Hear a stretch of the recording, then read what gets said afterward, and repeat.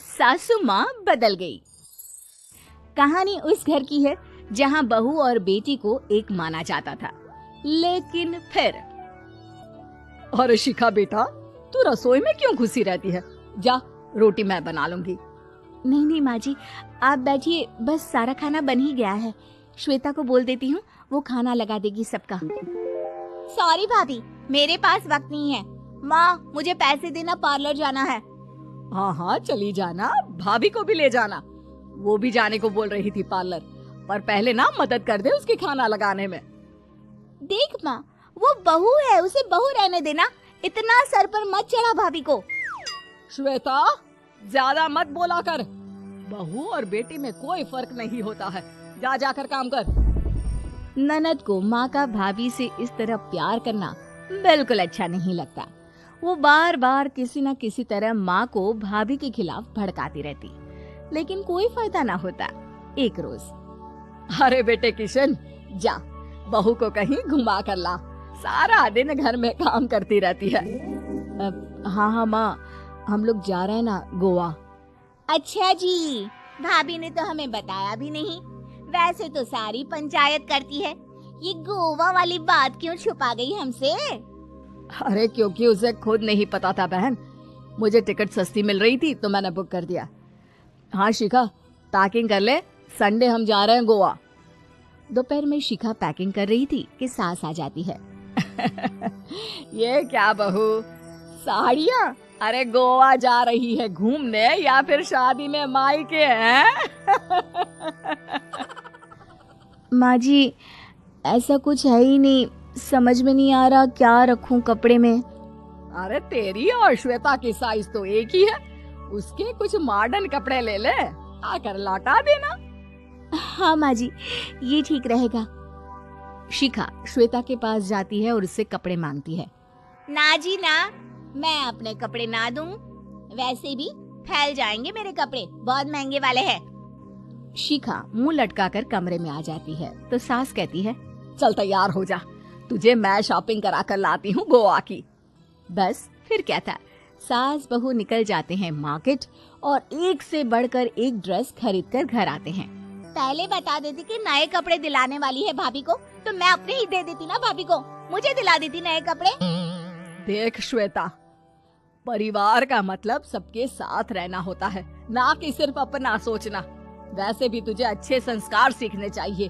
और रही बात कपड़ों की, तो शिखा, आज से घर पर भी तू मॉडर्न कपड़े ही पहनेगी। कोई जरूरत नहीं है ये साड़ी वाड़ी लपेटने की। अब क्या था, घर पर श्वेता और शिखा एक जैसे रहते। एक बार पड़ोसन आती है।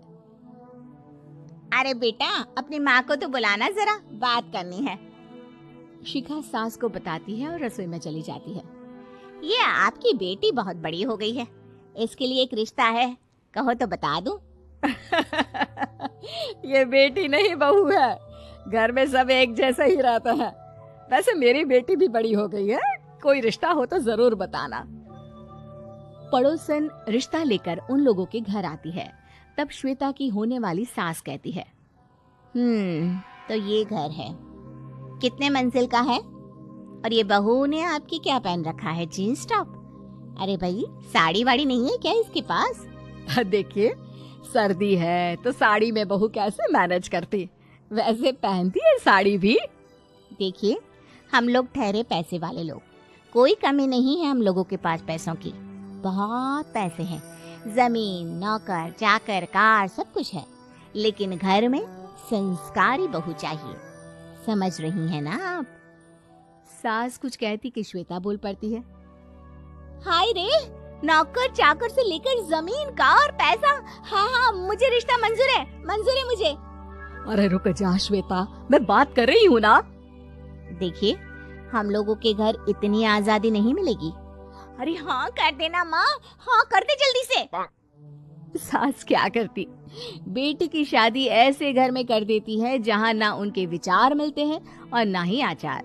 शादी के बाद एक रोज फोन पर, श्वेता बेटा, एक बार घर आ जा, बहुत दिल करता है तुझे देखने का। माँ, वो घर पर बहुत काम होता है, कैसे आऊँ? बड़ा घर है, लेकिन आने जाने वालों की लाइन ही लगी रहती है। बेटा मैं तो जानती थी उस घर का हाल, लेकिन तू ही नहीं मान रही थी। माँ देख, हर घर का यही हाल है। तेरी बेटी को यहाँ घूंघट हटाने की परमिशन नहीं है और एक तरफ भाभी स्कर्ट पहनकर घूम रही है। बेटा मुझे क्या पता था कि मेरी बेटी को ससुराल के नाम पर पिंजरा मिल जाएगा। अच्छा माँ, फोन रखती हूँ, सास को गर्मा गर्म रोटी खिलानी है। तुम लोगों की तरह नहीं कि एक रोटी बनाओ, एक सब्जी बनाओ, फिर सारा दिन फ्री होकर घूमो। सास फोन तो रख देती है, लेकिन सोच में पड़ जाती है कि एक तरफ बेटी जिसे कोई आजादी नहीं, वहीं दूसरी तरफ बहू जिसे देखकर लगता ही नहीं कि उसकी शादी भी हुई है। अगले रोज, शिखा, अरे ओ शिखा। हाँ माँ, क्या हुआ? कुछ चाहिए आपको? मैं जिम जा रही थी। जिम के कपड़ों में बहू को देखकर सास को घूंघट में अपनी बेटी का ख्याल आता है। देख बहू, घर में बहू की तरह रहा कर। इतने टाइट कपड़े पहनकर जिम जाना पसंद नहीं मुझे। जा जाकर रोटी बना। रोटी? माँ अभी तो शाम के 6 बजे हैं, इस वक्त रोटी? अब क्या मेरे खाने पीने पर भी पहरा है? अरे जब मर्जी तब मैं अपने घर में खा भी नहीं सकती क्या? बहू को अजीब लगता है। वो समझ नहीं पाती कि जो सास कल तक इतनी सपोर्टिव थी, उन्हें अचानक से क्या हो गया। वो किचन में जाती है, गरम रोटी के साथ 2 तरह की सब्जी, रायता, सलाद सब लेकर सास के पास आती है। माँ जी, खाना। इतना सारा खाना? राक्षस समझा है क्या मुझे? रोटी मांगी थी मैंने गर्मा गर्म बस। पर माँ जी, रोटी खाती किससे आप? सब्जी तो बनानी थी ना। अरे भूख मर गई मेरी तेरी बहस से। जा जाकर काम कर, अंदर पूरी रसोई साफ कर। बहू अंदर चली जाती है। थोड़ी देर में श्वेता घर आती है। अरे शिखा, जल्दी से चाय ला, पकवान बना, मेरी बेटी आई है। अरे नहीं नहीं माँ, ड्राइवर बाहर खड़ा है। मैं तो घर का कोई सामान खरीदने के बहाने यहाँ आ गई हूँ, मुझे जाना होगा। अरे बेटा, पर कितने दिनों बाद देख रही हूँ तुझे, रहने आ जाना 2-4 दिन के लिए। आ जाऊंगी माँ, जब मेरी सास मरेगी तब। मैं तो रोज मन्नत मानती हूँ कि मेरी सास मर जाए तो अच्छा है। अच्छा चल, जा रही हूँ माँ। हे भगवान, कैसे कैसे दिन देखने पड़ रहे हैं मेरी बेटी को। सास अंदर जाती है, जहाँ श्वेता की जिम वाली सहेली का फोन आया होता है।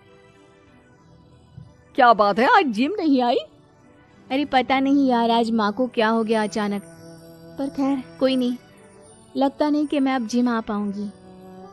शिखा स्पीकर पर बात कर रही थी, जिसे सास सुन रही थी। यार ये सास ना होती ही ऐसी है। मैं तो कहती हूँ बुढ़िया जल्दी मरे और तू आराम से जिए। शिखा को सहेली की बात पर गुस्सा आ जाता है। माँ के मरने की कौन सा बच्चा दुआ मांगता है मोहिनी? आगे से ऐसी बात मेरे सामने मत करना। हमारे घर की शोभा ही माँ है। क्या हुआ जो थोड़ी शक्ति दिखा रही है? उसमें भी कोई ना कोई उनकी भलाई ही होगी। मैं तो कहती हूँ भगवान मेरे जैसी सास सबको दे, जो सिर्फ माँ की तरह है। सास वाली तो कोई बात ही नहीं है उनमें। सास ये बात सुन रही थी। उनकी आंख में आंसू आ जाते हैं कि क्यों वो बेटे की किस्मत में बहू को भी भागीदार बना रही थी। शिखा, अरे ओ शिखा, क्या हो गया? जिम नहीं जाना क्या?